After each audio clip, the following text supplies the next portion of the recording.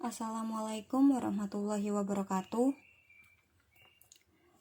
Di sini saya akan menjelaskan materi yang berjudul tentang database atau basis data. Sebelum saya menjelaskan materi tersebut, saya akan memperkenalkan diri terlebih dahulu. Perkenalkan, nama saya Erika Chandra, NIT 08200 13212 dari kelas D4 Transportasi Laut A1. Di sini saya akan menjelaskan 6 materi dari database atau basis data.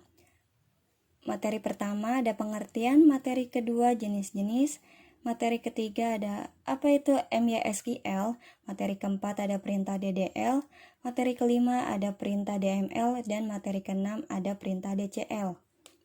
Di sini saya akan menjelaskan materi yang pertama terlebih dahulu, yaitu pengertian. Pengertian database dan basis data. Database atau sering juga disebut basis data adalah istilah yang terbentuk dari dua kata berbeda. Database merupakan pengorganisasian kumpulan data yang terhubung sehingga memberi kemudahan untuk setiap aktivitas agar mendapat informasi tertentu sesuai keinginan pengguna. Sedangkan basis data adalah sekumpulan data yang telah terorganisir dengan rapi dan baik oleh sistem. Semua data tersebut bisa disimpan, dimanipulasi, dan bisa dipanggil kapan saja oleh penggunanya. Dan selanjutnya, saya akan menjelaskan materi yang kedua, yaitu ada jenis-jenis dari database atau basis data. Dan jenis-jenisnya ada 3. Yang pertama ada file, ada record, dan ada table. Di sini saya akan menjelaskan yang file terlebih dahulu. Jadi, file adalah kumpulan dari karakter yang membentuk satu arti. Maka jika terdapat file, misalnya seperti nomor barang atau nama barang, maka yang dipaparkan dalam file tersebut harus berkaitan dengan nomor barang dan nama barang. Atau definisi file yang lainnya yaitu tempat atau kolom yang terdapat dalam suatu tabel untuk mengisikan nama-nama atau data file yang akan diisikan. Jadi di sini ada contoh dari file, yaitu contohnya ada kode barang, ada nama barang, dan ada stok barang. Dan selanjutnya ada record. Record adalah kumpulan file yang sangat lengkap dan biasanya dihitung dalam satuan baris. Sedangkan file adalah terdiri dari record-record yang menggambarkan dari satu kesatuan data yang sejenis. Misalnya seperti file nama barang berisikan data tentang semua nama barang yang ada. Dan di sini ada contoh dari record. Dan selanjutnya ada tabel. Tabel adalah kumpulan dari beberapa record dan juga file. Dan contoh dari tabel adalah secara keseluruhan dari file dan record ini. Ini adalah tabel. Dan selanjutnya ada materi ketiga, yaitu apa itu MySQL. Jadi, pengertian MySQL secara umum adalah sebuah layanan database yang memungkinkan Anda untuk menjalankan aplikasi cloud native. Untuk lebih spesifiknya, MySQL adalah sebuah RDBMS akronim dari Relational Database Management System yang berbasis struktur Query Language atau SQL. Maka, MySQL adalah software open source yang stabil, kaya akan fitur, bahkan dipercaya oleh situs-situs besar seperti Twitter, Facebook, Netflix, YouTube, dan lain sebagainya untuk membangun backend situs mereka. Dan selanjutnya ada materi keempat, yaitu perintah DDL. DDL atau Data Definition Language merupakan sekumpulan set perintah yang bertujuan untuk mendefinisikan atribut-atribut database, tabel, atribut kolom atau file, maupun batasan-batasan terhadap suatu atribut dan relasi atau hubungan antar tabel. Di sini ada kelompok perintah DDL dibagi menjadi 4, yaitu yang pertama ada create, ada alter, rename, dan juga drop. Di sini saya akan menjelaskan yang create terlebih dahulu. Create adalah bahasa pemrograman untuk membuat basis data, tabel, atau indeks. Create dibagi menjadi 2 jenis. Yang pertama ada create database dengan penulisan nama underscore database titik koma. Yang kedua ada create table dengan penulisan nama underscore table dalam kurung file 1 tipe underscore data, file 2 tipe underscore data, file 3 tipe underscore data, tutup kurung, titik koma. Dan selanjutnya ada alter. Alter ini berfungsi untuk memodifikasi struktur table.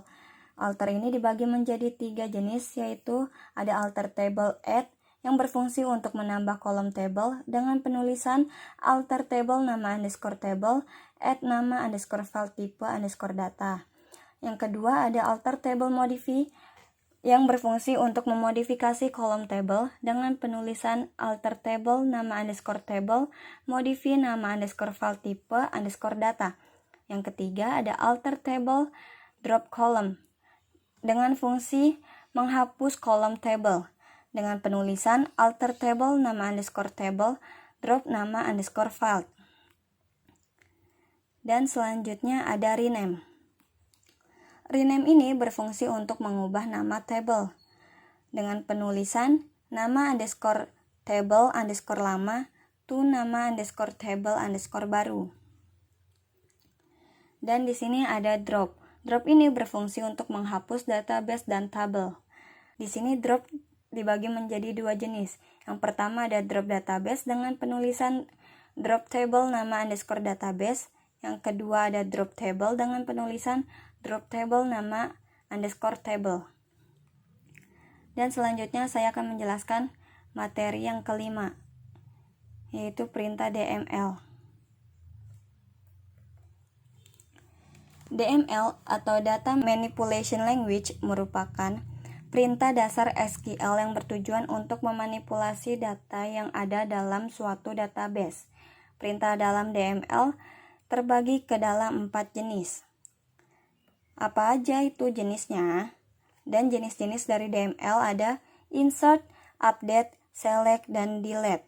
Di sini saya akan menjelaskan yang insert terlebih dahulu. Perintah insert digunakan untuk menambah record data ke database. Cara penulisan perintah insert ada insert into nama underscore table dalam kurung file 1, file 2, file 3, dan seterusnya tutup kurung. Selanjutnya ada values dalam kurung nilai 1, nilai 2, nilai 3, dan seterusnya tutup kurung titik koma. Dan selanjutnya ada update. Perintah update digunakan untuk merubah nilai record di database. Cara penulisan perintah update nama underscore table, set file 1 sama dengan nilai 1, file 2 sama dengan nilai 2, dan seterusnya. Selanjutnya ada where kondisi titik koma. Dan di sini ada select. Perintah ini digunakan untuk mengambil data atau menampilkan data dari satu tabel atau beberapa tabel dalam relasi. Data yang diambil dapat kita tampilkan dalam layar from MySQL secara langsung maupun ditampilkan pada tampilan aplikasi. Dan selanjutnya ada delete. Kalian pasti tidak asing lagi dengan kata delete. Ya, benar. Delete itu menghapus. Di sini fungsi delete itu digunakan untuk menghapus data dari tabel. Biasanya data yang dihapus adalah data yang tidak diperlukan lagi. Pada saat menghapus data, perintah yang telah dijalankan tidak dapat digagalkan, sehingga data yang telah hilang tidak dapat dikembalikan lagi. Dan selanjutnya saya akan menjelaskan materi yang terakhir, yaitu perintah DCL.